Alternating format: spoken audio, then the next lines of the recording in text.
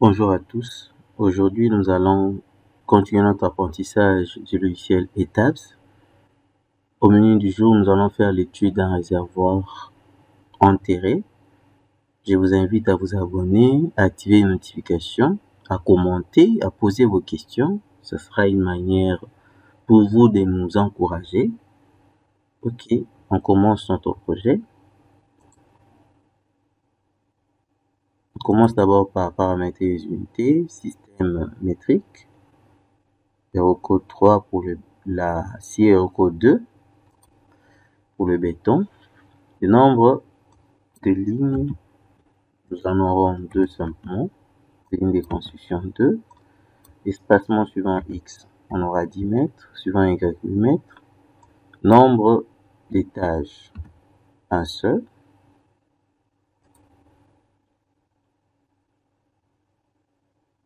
Nous avons là nos lignes de construction. On va commencer par le radier. Là, nous sommes au-dessus. Nous descendons en bas. OK. Define. On va définir les matériaux. Nous allons sur Slave.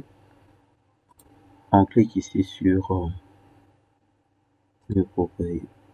nouvelle propriété. Là, je vais définir un autre matériau. Je clique sur nouveau matériau. OK. OK. Ça me va. Je sélectionne mon matériau. C'est 25-30. J'appelle ça radier. J'ai utilisé un radier de 50 cm. Le type, je vais considérer ça comme une coque, mais coque épaisse. Donc ici, concernant les dimensions d'épaisseur, je mets 500 mm, donc 50 cm. C'est fait. Directement, j'ai défini le radier au même moment, plutôt le voile. Je vais sur Wall Section, New Properties. Je change le matériau là-bas. J'appelle ça voile. Mes voiles seront des 40. Je mets ici 400.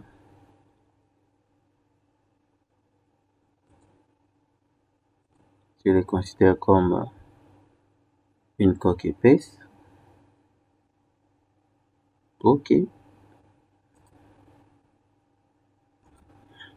Je commence par le radier. Il faut que je sois à 0 ici. Je viens ici. Je choisis cette option. Là, je clique sur... Je choisis mon radier. Je viens cliquer à l'intérieur. Et modéliser, vous le voyez là-bas. Maintenant, sur Etaps, il y a les appuis viennent par défaut, comme ce que vous voyez là-bas. Je vais les sélectionner.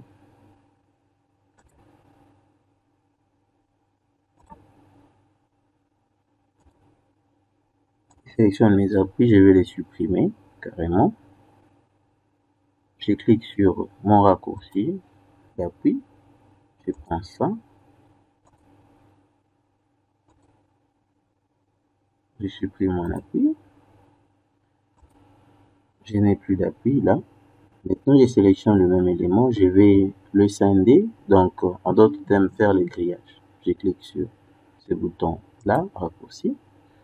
Je vais diviser ça. Faire des grillages d'1 mètre. De l'autre côté, comme c'est 8, je divise par 16, plutôt 16 cm. Les 50 cm plutôt. OK. J'ai ça. Encore sélectionner à nouveau. Je viens là-bas et je supprime carrément pour être sûr que je n'ai pas d'appui. OK. Maintenant, je vais encore sélectionner. Je m'intéresse cette fois-ci. Comme c'est un radier, je vais placer le paramètre de l'élasticité du sol. Je viens sur Assign ici. Je choisis Shell. Là. Je descends. Je prends cette option ici. Area Springs. Je clique sur modifier, nouveau. Là, j'ai cette valeur-là. Moi, j'ai une valeur de 1800. 18 000 kN par mètre carré. Je prends simplement la compression only. Je considère ceci. Et c'est suivant la direction, troisième direction, donc la direction Z.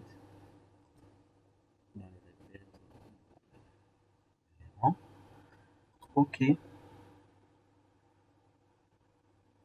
Ici, appliquer. OK. Vous voyez, ça apparaît bel et bien là. On en a presque fini avec ça. Maintenant, nous allons modéliser les voiles. Donc, avant de modéliser les voiles, on va placer les charges. Je viens sur définir toujours. Je vais créer d'abord le cas de charge. La charge permanente, oui.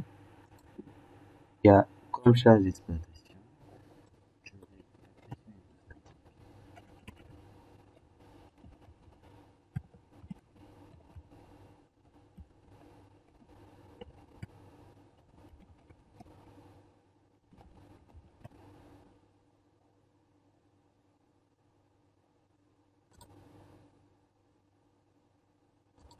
La pression de terre.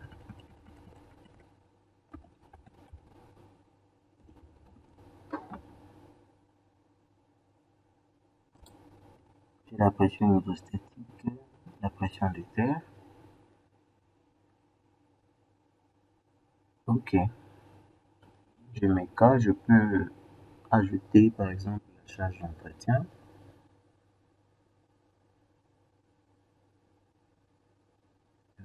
J'ai mal écrit.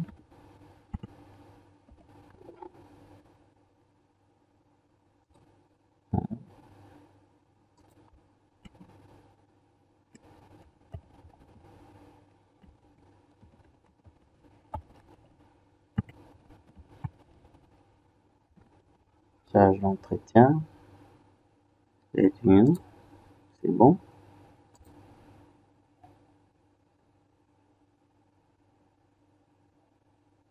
C'est fait. À présent, je vais appliquer certaines charges. Charge, entre autres, la charge d'entretien, la pression hydrostatique sur le radis avant de faire les autres éléments. Je sélectionne d'abord.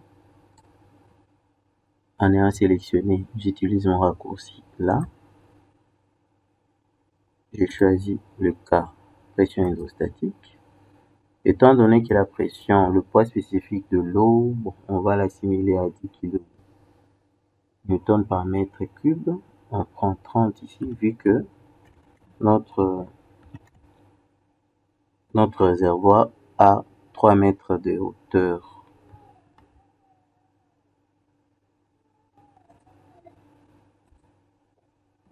C'est fait. J'ai fait la présélection. Je rentre là. Je choisis la surcharge d'entretien. Par mètre carré, c'est 1 kN par mètre carré. Appliquer. OK.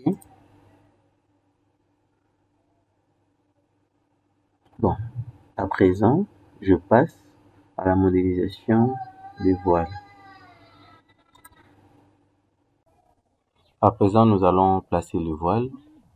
Je vous invite une fois de plus à vous abonner, à activer l'identification, à nous encourager dans ce que nous sommes en train de faire. Bon, on en a fini avec le radier. Pour le voile, on va d'abord aller sur définir, section properties, je clique sur l'objet, le voile. Ça, c'est ce que je vais faire, je clique sur OK. N'est pas toujours activé, je vais l'activer autrement. Je viens sur Assign.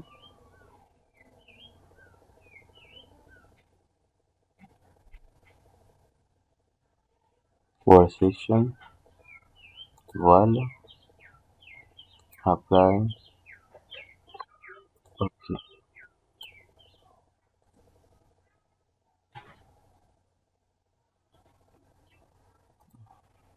Je clique sur ça, je vais monter au-dessus.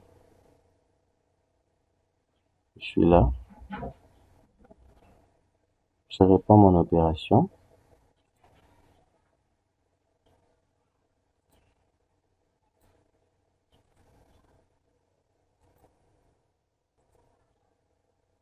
Merci. Je peux maintenant faire mon voile. Il est là. Wall. Je sélectionne le type voile. Il est là. Je vais le placer tout là. Je le fais chacun. Je commence. Je dois vraiment me situer là. Je vais aller directement en 3D. Ça apparaît ici. Et je termine là. J'ai fait échappe. Voici mes voiles sont modélisées. À présent, je vais placer les charges. Je vais placer les charges de la pression de terre ainsi que de la poussée de l'eau sur mes éléments. Je me dois d'abord de les sélectionner.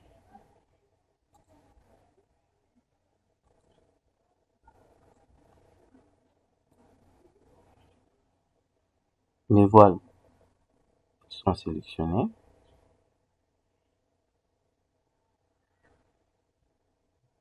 Mes voiles sont sélectionnées. Je vais alors appliquer les charges. Je viens sur Assign. Là, je viens sur Shell. Shell Load. Je clique sur Non uniforme. Je choisis. Je commence par pression hydrostatique. Pression hydrostatique, la direction, ça sera suivant le repère local. Z, bien sûr, suivant le repère local Z. Ici, je vais expliquer la charge, le point d'application de la charge. P égale à AX, PY, CZ plus D. L'axe local Z, c'est le local 3, c'est la même chose. Donc, en d'autres termes, AX et BY seront égaux à 0. Et à chaque fois, comme notre Z commence ici en bas et au-dessus, pour trouver les valeurs de C et de D, ce n'est pas compliqué. On va d'abord égaler P. La pression est nulle ici au-dessus. La pression de l'eau est nulle au-dessus. Si la pression de l'eau est nulle au-dessus ici, on a quelle valeur de Z? C'est Z égale à 3. Donc 0 égale à C fois 3 plus D. Deuxième équation, ici en bas. Ici en bas, nous avons Z égale à 0. Et nous devons trouver la valeur de la pression. Si Z égale à 0, P, après avoir supprimé AX et BY, nous restons avec CZ plus D. Donc, si on remplace Z égale à 0, P égale à D directement ici à la fin. Or, connaissant la répartition de la pression de l'eau, c'est triangulaire.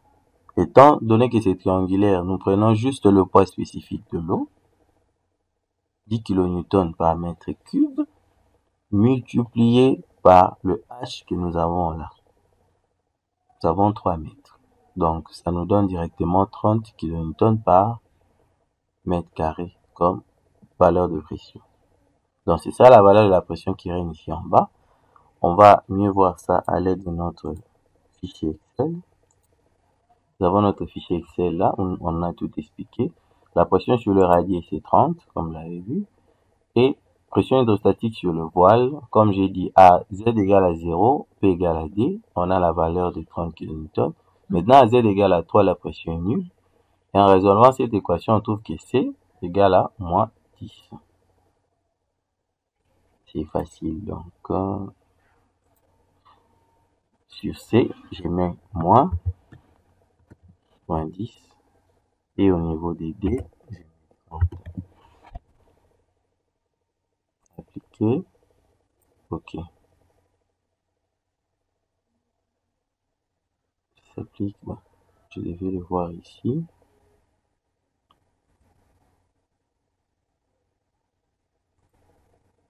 L'autre. OK. Nous sommes là. Maintenant, je veux continuer avec ma charge. Ça, ce sont les charges uniformes. Nous devons aller ici. Shell load non uniforme. À présent, nous allons choisir la pression de terre. Pour la pression de terre, c'est toujours l'axe local Z. Mais non, pour la pression de terre, qui est la valeur que nous aurons en C et en D. Pression de terre. Nous avons une valeur de 18 kN par mètre cube comme poids spécifique. L'angle de frottement interne étant de 30. Nous n'avons pas de cohésion. Je suppose que la cohésion est nulle. Et le coefficient de poussée, Ka, ça c'est le coefficient de sol de repos K0. La valeur de la surcharge qui nous est donnée, c'est 10 kN par mètre carré. Poussée due à la surcharge, on a cette valeur ici, 5 kN par mètre carré. Il suffit de multiplier le coefficient de sol par cette valeur ici. Et c'est une poussée qui agit d'une manière régulière. Donc, c'est-à-dire, ça agit du début de Z égale à 0 jusqu'à la fin, c'est vraiment uniforme. Donc, la poussée de terre ici, valeur de la poussée, on a quoi? B13. B13, c'est le poids spécifique que nous avons, multiplié par cette coefficient que nous avons là, le sol, le coefficient de poussée, multiplié par 3. Donc, à la fin, on a 18. Et le total, donc c'est-à-dire pression due à la surcharge et la pression de terre, nous donne une valeur de 23. Maintenant, on commence à chercher les valeurs de C et de D. C nous donne moins 6, bon, bien sûr, moins 6 kN.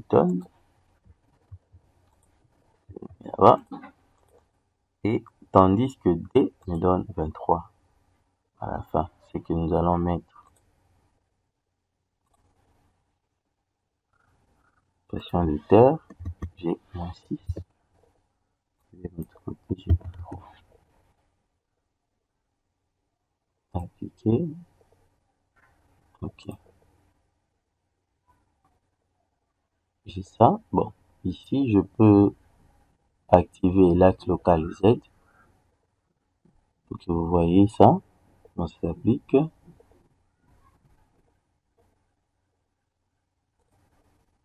Display option, je viens ici. Local axis. OK.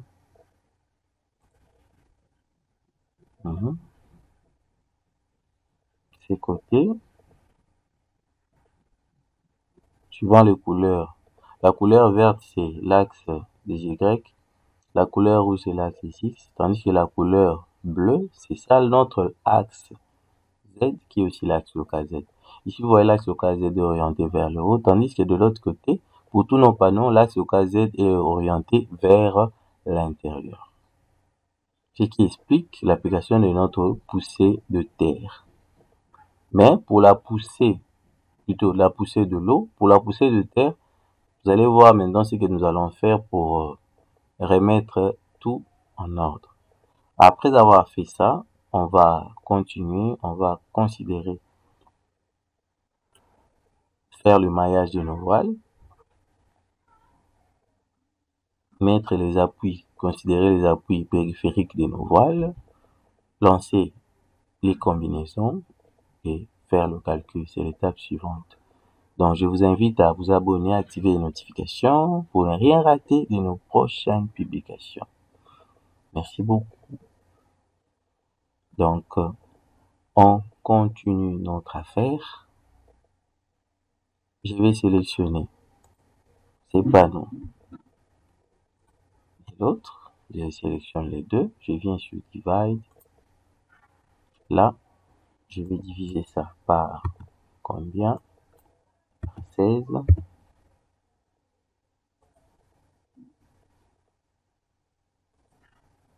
Je viens de l'autre côté. Sélectionne ça. c'est ça. Je viens ici. Non, non, ça je n'ai pas bien divisé. J'espère que...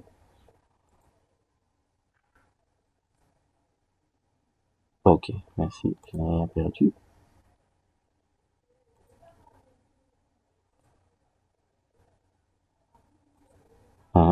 Je viens là, ça va par 20 pour être conforme avec ce qui est en bas.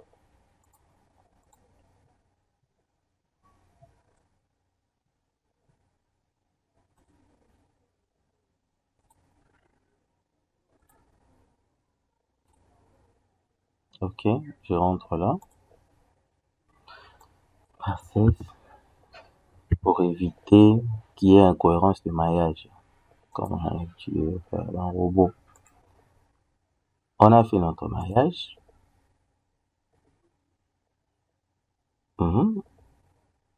À présent, nous passons.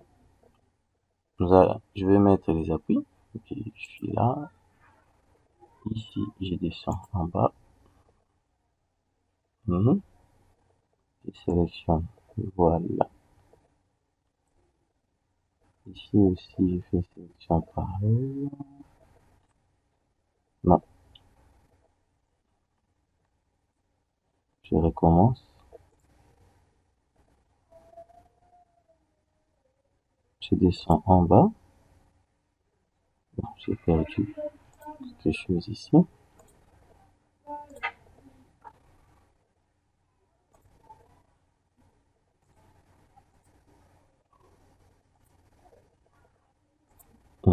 Je descends en bas.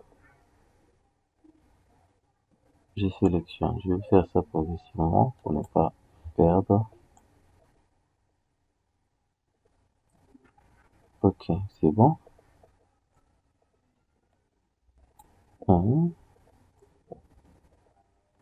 C'est bon. Maintenant, je viens sur appui, le raccourci d'appui. Je coche sur les deux pour dire que au niveau de Z, il sera déjà posé sur notre élément. Donc, pour empêcher juste le déplacement horizontal et vertical. C'est à cela qui sert mon appui. C'est bon. On passe à la combinaison des charges.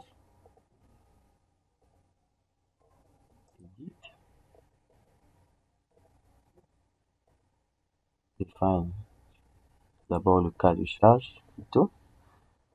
Et pour le cas de charge, on a la charge, le poids propre, la pression de terre, la charge d'entretien. C'est ce qu'on va changer. Ceci, je clique sur Modify. OK. Cette charge ici, c'est la pression hydrostatique. Donc, je l'appelle pression hydrostatique.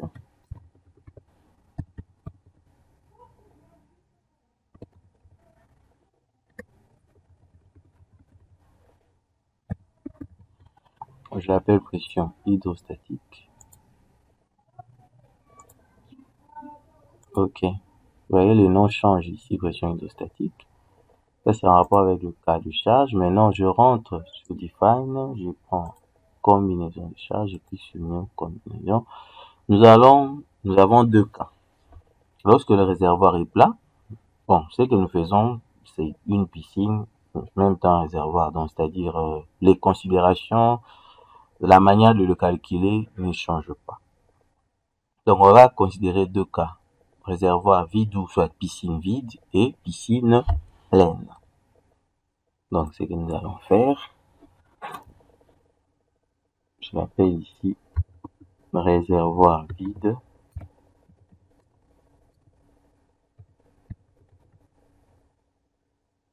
Service.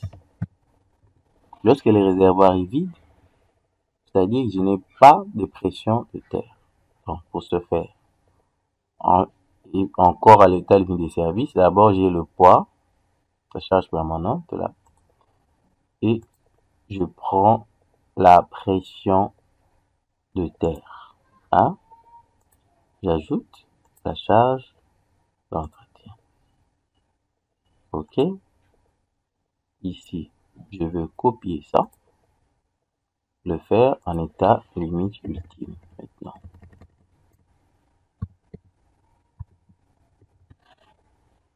Je n'ai qu'à changer les valeurs des coefficients. Comme ça, c'est une charge permanente, virgule 35. De l'autre côté, charge d'exploitation 1.5. Je copie et je vais simplement le coller là.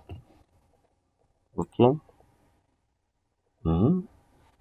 C'est bon. À présent, je vais créer une nouvelle combinaison. Je l'appelle réservoir, ou soit piscine. Réservoir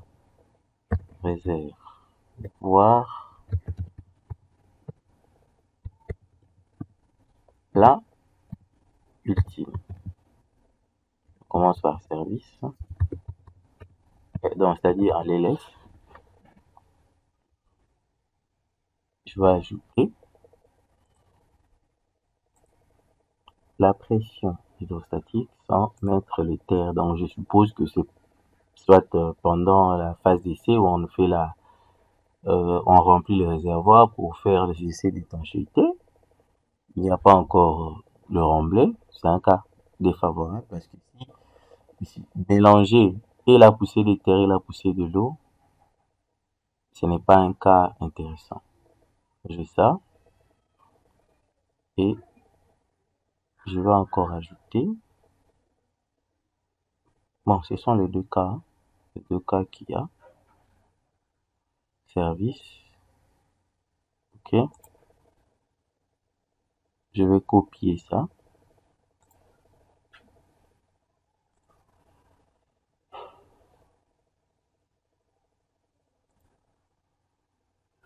Réservoir vide, oui, je vais copier ça.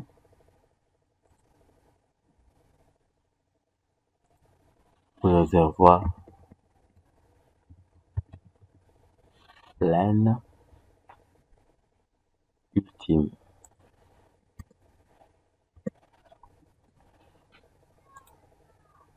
J'enlève ceci, je mets la pression hydrostatique et la charge d'entretien n'est pas.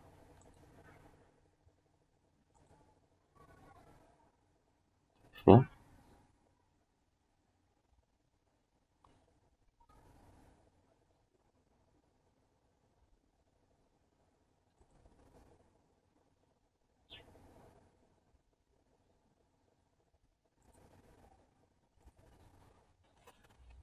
OK, bon, on va arranger une toute petite chose. On rentre ici.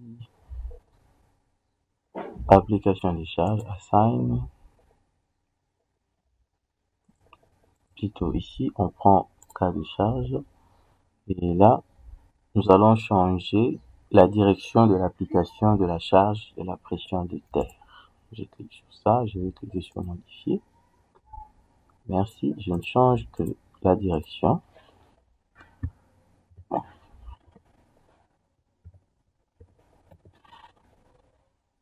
C'est tout. Comme la combinaison est déjà faite, on lance maintenant le calcul.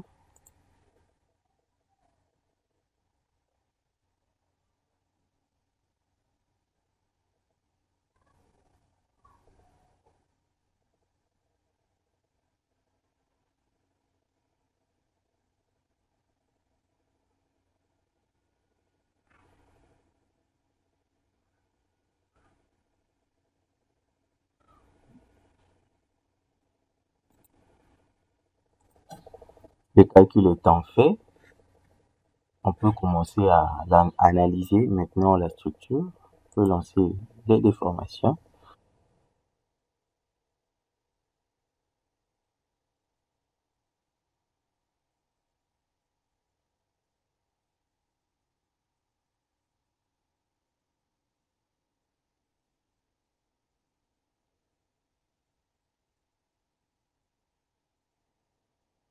Ok. Donc, il faudrait savoir que la première chose, donc, c'est-à-dire le premier élément que cette étape se lance comme élément d'analyse, c'est formation. Ok. Ok. Mhm. Et Vous voyez, en posant le curseur n'importe où, j'ai différentes valeurs de déformation, X, Y, Z, ainsi que les rotations. Bon, pour analyser les autres éléments, prenons par exemple les autres éléments de déformation, c'est ici. Vous voyez, ça c'est suivant le poids propre, on peut prendre la combinaison. Suivant la combinaison,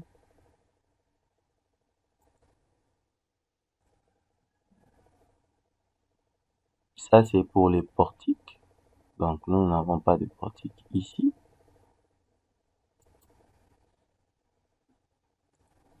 Je rentre là.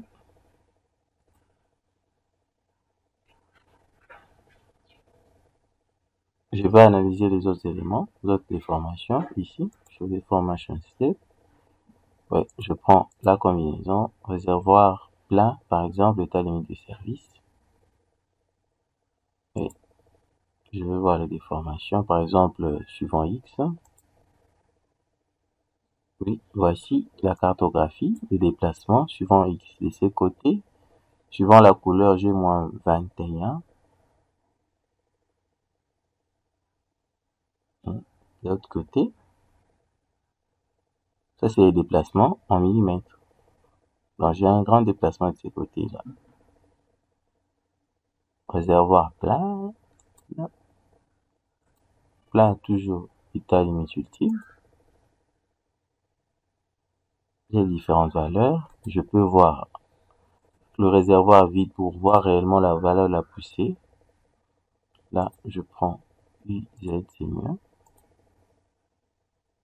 Je vois la valeur de la poussée 1,68. Là.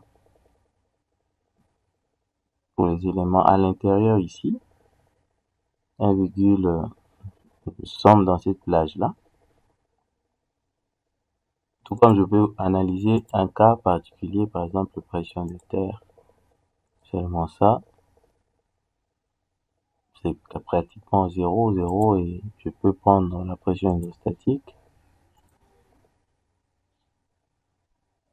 Donc je peux réunir à notre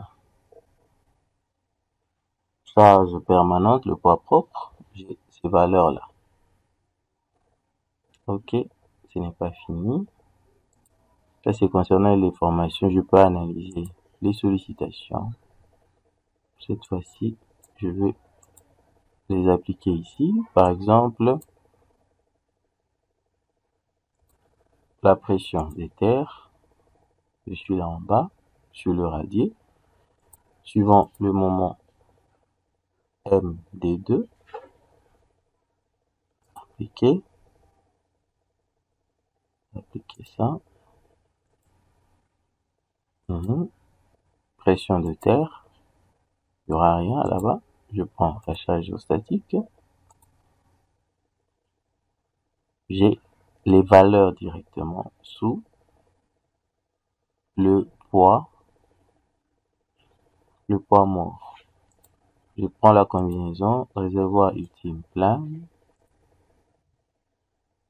Voici mes différentes valeurs et cartographie. Je vais simplement prendre, j'enlève les lignes. Ça apparaît quand même avec les différentes valeurs. Ça concerne la résistance des forces. Je peux prendre les contraintes. Là, je peux analyser les contraintes. Voici la répartition des contraintes. Suivant la composante SS1, ça c'est lorsqu'il dit S11, 22, c'est suivant la direction d'X, l'autre c'est suivant la direction de Y. Et 1, 2, c'est dans les deux directions combinées au même moment. Les formations maximales, plutôt contrainte maximale, on a la valeur de la contrainte maximale 0,424. Donc, c'est vraiment intéressant comme valeur. Bon, merci. C'était ça l'objet du jour. L'étude d'un réservoir ou d'une piscine à l'aide du logiciel les tâches. Merci beaucoup.